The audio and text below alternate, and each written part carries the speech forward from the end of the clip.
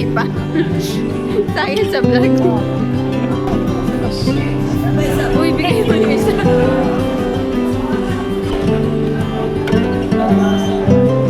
Ay, pwede pa picture?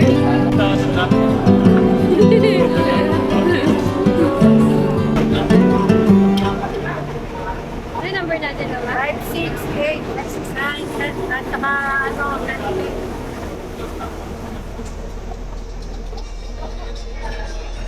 Pare pa bro. Tapos na magiging Pabagyo, pare. 12:52 bus stop.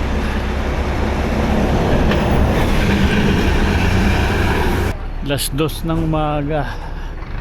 Nakarating na kami ng Baguio. SM Baguio. Malapit na po siyang bumubukas. Kasi ganito talaga yung ano. Okay. Hindi yan, tumutubo sa ano. Snapdragon daw. Kasi Actually, gumagay. karamihan po dito na flowers namin, tumutubo lang po sa malalim. Parang siyang na-covered ng Akala ko ito is. Akala ko snowdra. Maliwan. Ay, ganito talaga ang kulay niya. Yes po, ganito po na po talaga. Tapos yung nakikita niyo pong kulay violet, si delphinium po. Tinawag siyang delphinium kasi yung kung paano siya mag-ano, para siyang trunks ng ano.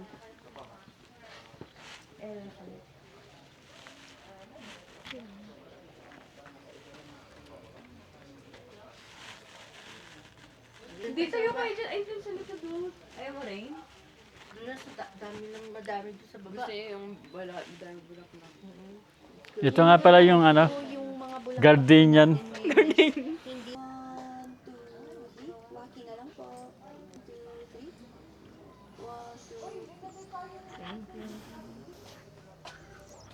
1, 2.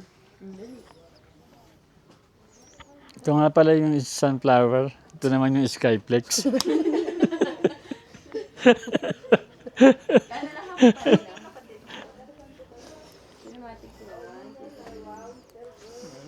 Tapos sa right side po, ay left side po ni Mount Pulag, may makikita po tayong medyo maliit na parang touchlock na bundok. Si Mount Tabayot po siya.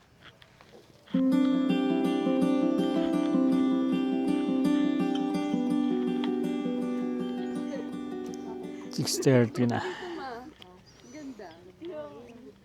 Nakarating kami dito sa Northern Blossom ng alas 6 ng umaga. Bali mula Baguio, 1 oras at kalahati. Bumalik-uli kami dito sa Atok, Northern Blossom. Sinama ko yung mga anak kong babae. Hi guys! Kasi hindi sila nakasama dito nung nagpunta kami sa Buskalan.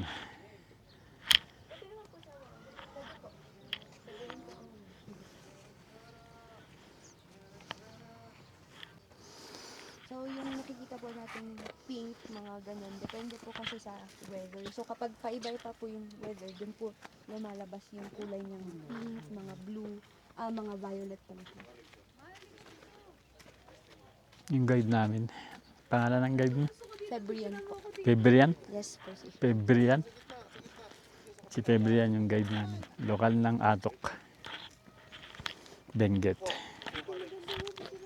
Tapos sa right side po niya, may Ayun. makikita po kayong malit na tatsulok, sir. Si Mount Tabayok naman po yun. Ito yung Mount Pulag. Opo. Nasa gitna na to. Opo. Actually, dito rin po nag-ano yung kapag gusto pong mag-sunrise dito pong banda. Kasi kitang-kita po yung init na lumalabas. Mga ganun.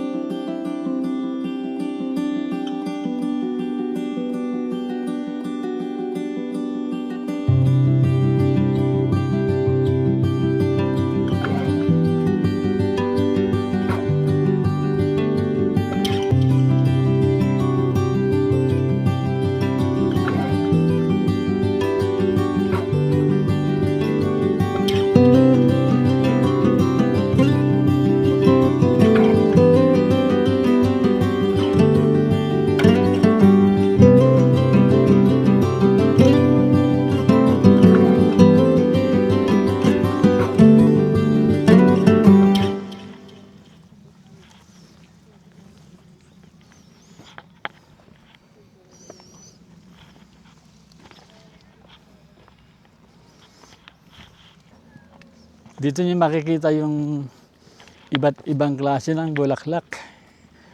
Meron din ditong pinaka-rare.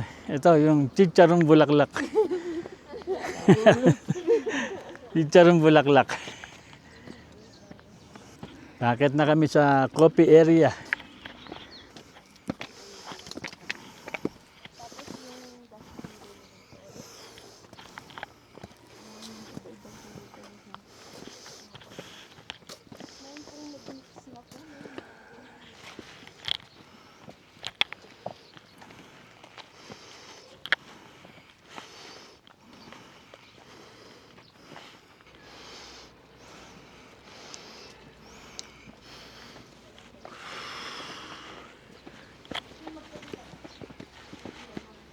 Nakalimutan ko, kaya pwede po kayong tumawag din sa number or mag-transfer po. Mayroon naman po akong kasama dito na kayo for ng ano. Huwag po kayong mahihiyang magpa-assist. Yun lang po yung end ng tour. Thank you. Thank you po.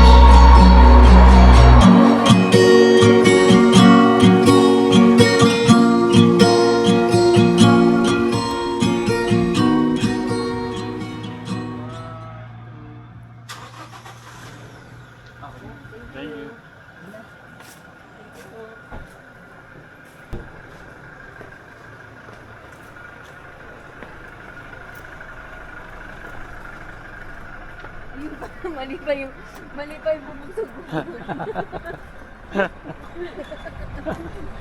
Bubuksan ko pa.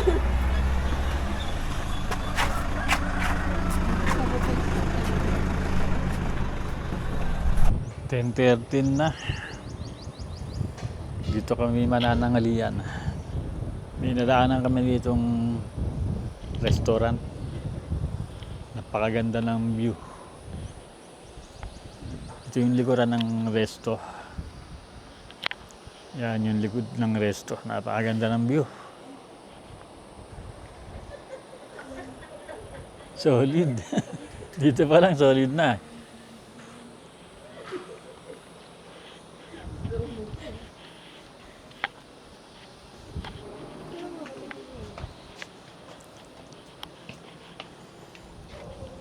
Paano nakikita mo yan?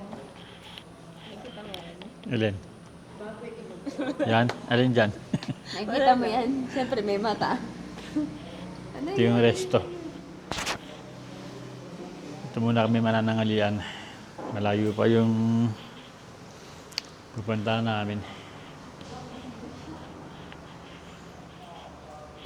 12:45. Nandito na kami sa Nabengan Bridge. Pababa. Dahan-dahan lang ha. At walang hawakan eh. Finally, mararating ko na tong pinakamataas na hanging bridge sa Pilipinas. Kasi nung nakaraang nag-joiner kami, hindi ko narating to kasi yung mga kasama ko babagan magsikilos. Ngayon, sinigurado ko nang mararating to dahil nagpabook kami ng exclusive tour para lang dito.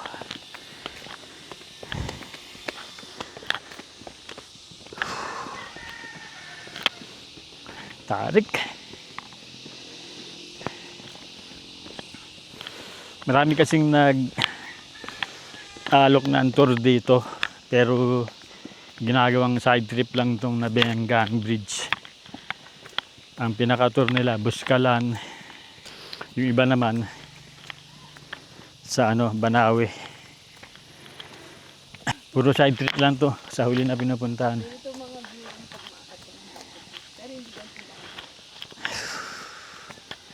Okay naman yung dinadaanan. Simentado yung patok. Napakataas ng lugar na to. Yun, kung makikita nyo doon, no? Doon kami galing sa Pitawaba. Napanood ko lang to sa ano, KMJS, kaya nakita ko tong lugar na to. Gusto kong ma-experience ng personal. Mukhang nakakalula eh. Kakayanin ba natin na tumawid?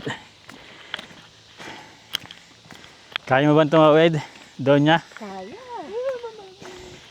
Kaya mo tumawid? Basic. Basic, kaya mo tumawid? Kaya mo? Yes! Ah, daan-daan, bangin dyan ha. Sige, diretso. Sarado. Ay, hindi daan lang ata yun. Diyan sarado, dyan lang na. Oh my God. Yun na, tara na dito. Oh my God, nalayo. Mukha lang siya malayo pero malapit lang yan. Mga ano, estimate 10 minutes na lakad. May mga tao nga. Yung lalakaran mo naman, okay naman eh. Sementado naman eh. Hindi na sa ano, hindi na sa putik, hindi na sa lupa. Kasi yung mga napanood ko sa YouTube na nagpunta dito 3 years ago. Ano pa to, lupa pa. Ginit ah. You know, yun na yung hanging bridge oh. May mga tumatawid na. Right. Finally. May experience na natin. Rain, dahan-dahan ka ha. May experience na natin to. Pagdating dito, lupa na.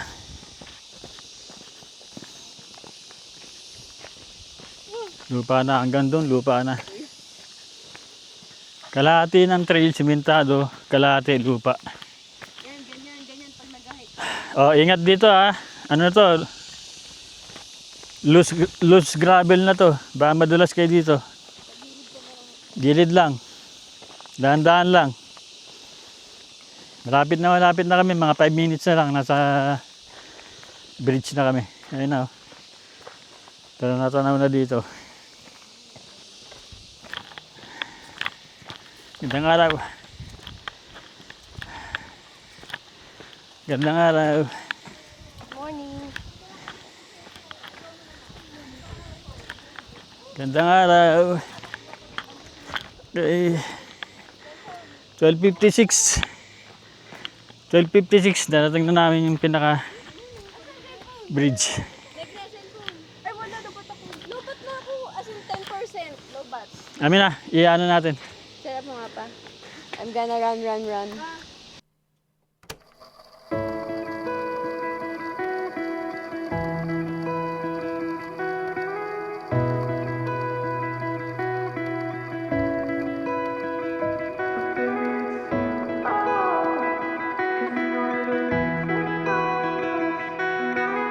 Nabengan Hanging Bridge.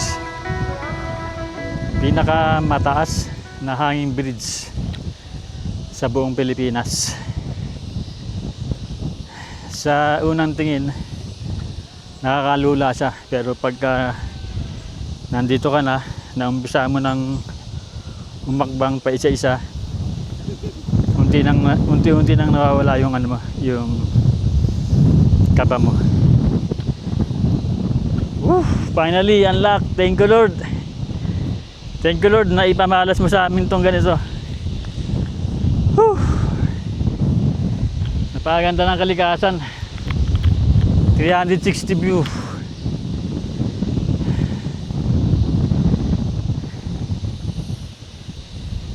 Wala pa tayo sa kalagitnaan. Tingnan natin kung anong mararamdaman pagka nasa gitna na.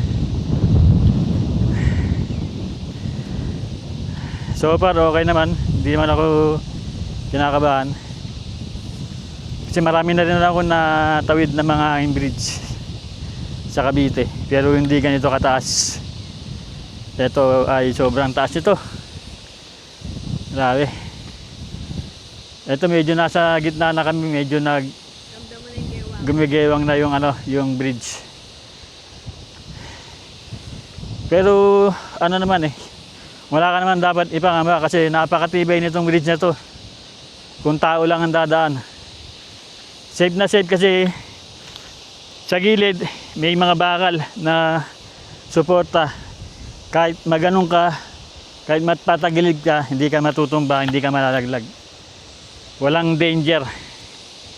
Walang dapat ikatakot sa pagtawid dito sa pinakamataas na hanging bridge sa Pilipinas. Nauna ko napanood kay Jessica So. Doon ko siya una nakita at mula nung napanood ko to kay Jessica So, pinangarap ko ng marating to. Kaya ngayon, binigyan tayo ng biyaya ng Panginoon. Yung pamilya ko ay nasama ko rin dito. Ma-experience tong hanging bridge na pinakamataas sa Pilipinas. Whew! Kayang tawirin to. Walang nervyos, walang kaba. Hindi nakakatakot, huwag kayong matakot na tawirin to. Huwag kayong matakot na pumunta dito. Maliban na lang kung talaga meron kayong fear of heights. Yung meron kasi talagang tao na ganon. Merong hindi talaga kaya yung mga ganito na matataas.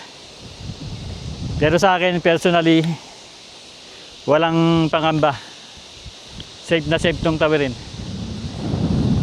Sabi ng mga lokal, dati nung wala pa tong hanging bridge na to, mula doon sa kabilang bundok, nilalakbay pa nila yan ng halos isang araw papunta dito sa Kabayanan. Kaya napakalaking tulong ng hanging bridge na to sa mga lokal at isa na rin sa pag-usbong ng mga turista dito. Unti-unti na itong dinadayo ng taga-iba't ibang lugar. Isa na ako doon. Thank you Lord, thank you Lord. Maraming salamat na experience ko itong hanging bridge na to. Hindi na ako pupunta nun sa dulo kasi yung mga pamilya kami pupuntahan pa kami. Pupunta pa kami ng Sagada. Doon na kami na matutulog sa Sagada at kinabukasan magagala pa kami. Ano masasabi mo? Ganda. Maganda? Sige, upo ako. Bigyan mo ako ba? Na-enjoy mo ba?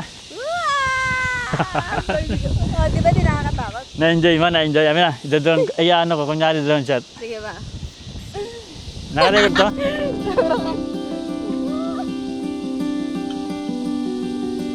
Di ba di nakakatakot?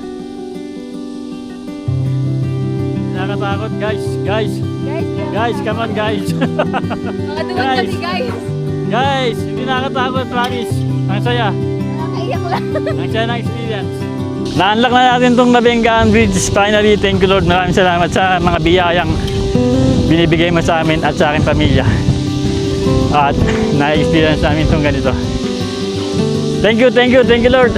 Punta na kami ng Sagada. Yun, pabalik na kami sa van.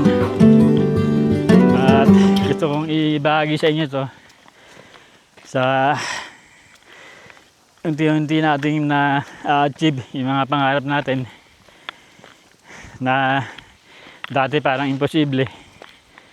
Ngayon, nagiging makatotohanan na. Thank you Lord sa mga biyaya.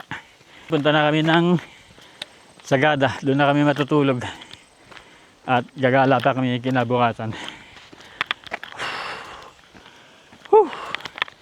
Maraming salamat sa panonood. Muli ito ang inyong Kuya Brusco. Magkita-kita ulit tayo sa mga susunod na episode. God bless. Sarap lang isipin na dati ultimo Milo sa tindahan ay pinapangarap natin mabili. Ngayon, eto na.